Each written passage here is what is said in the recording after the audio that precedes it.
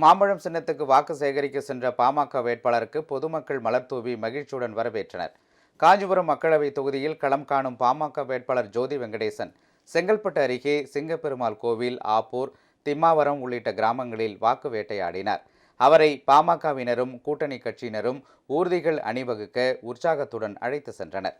மணல் அள்ளும் எந்திரம் மூலம் பாமக வேட்பாளர் ஜோதி வெங்கடேசன் மீது மலர் மாறி பொழியப்பட்டது.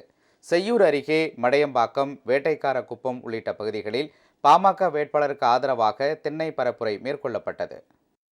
ஜோதி வெங்கடேசன் அவர்களுக்கு மாம்பழ சின்னத்தில் வாக்களிக்குமாறு செய்யூர் சட்டமன்ற தொகுதியில் இன்று 10க்கும் மேற்பட்ட கிராமங்களில் தாய்மார்களை சந்தித்து எளிமையான முறையில் திண்ணை பிரச்சாரமாக செய்து கொண்டிருக்கிறோம்.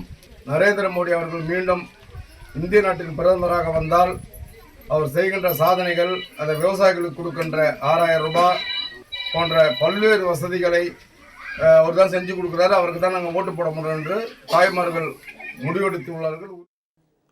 நடுவண் மீன்வளத்துறை அமைச்சர் பரஷோத்தம் ரூபாலா கோவளம் பகுதி மீனவர்களை சந்தித்து பாமக வேட்பாளர் ஜோதி வெங்கடேசனுக்கு வாக்களிக்குமாறு கேட்டுக்கொண்டார்.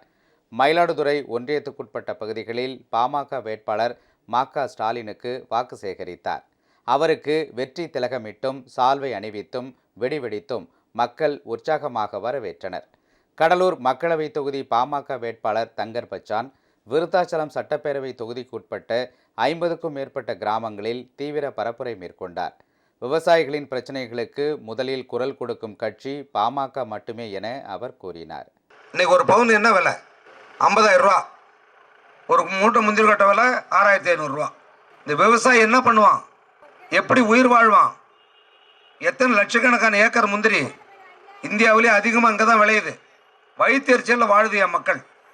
உங்ககிட்ட வாக்கு கேட்டு வர்ற அளவுக்கு இந்த விவசாய மக்கள் கிட்ட வாக்கு கேட்டு வந்து நான் இதை செய்கிறேன் அதை செய்யணும்னு சொல்லல. எந்த கட்சிக்கு தகுதி இருக்கு? பாட்டாளி மக்கள் கட்சி ஒன்றை தவிர.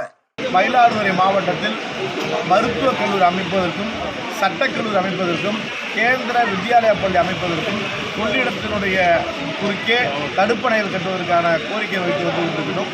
அதை பாராளுமன்ற உறுப்பினர்கள் தேர்ந்தெடுத்தால் முதன்முறையாக செய்ய வேண்டிய திட்டங்கள் அதுதான். அதே போல மத்திய அரசினுடைய திட்டங்கள் எதுவாக இருந்தாலும் உடனுக்குடன் இந்த தொகுதியை சென்றடைந்து செய்வதற்கான திட்டத்தை வைத்திருக்கிறோம். அதை உடனடியாக செய்வோம்.